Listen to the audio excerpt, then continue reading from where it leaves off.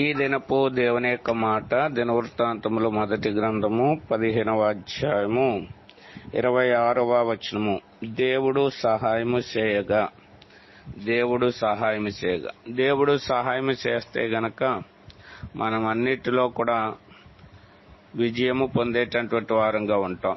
దేవుని యొక్క సహాయం లేకుండా మన సొంత ఆలోచన, సొంత బలం బట్టి ఏదైనా పనులు చేస్తే అవి జయము పొందలేనటువంటి అడుగుగాను, ఆటంకపరచబడేవిగా ఉంటాయని లేఖనాల ద్వారా మనం గమనించగలుగుతున్నాం.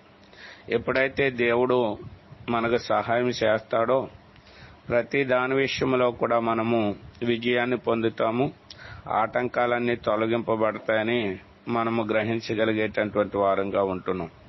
కాబట్టి సత్యాన్ని ఎరిగినటువంటి మనము మన సొంత ఆలోచన బలము కాకుండా దేవుని యొక్క సహాయం పొంది అన్ని విషయాలు విజయము పొందుదుముగాక.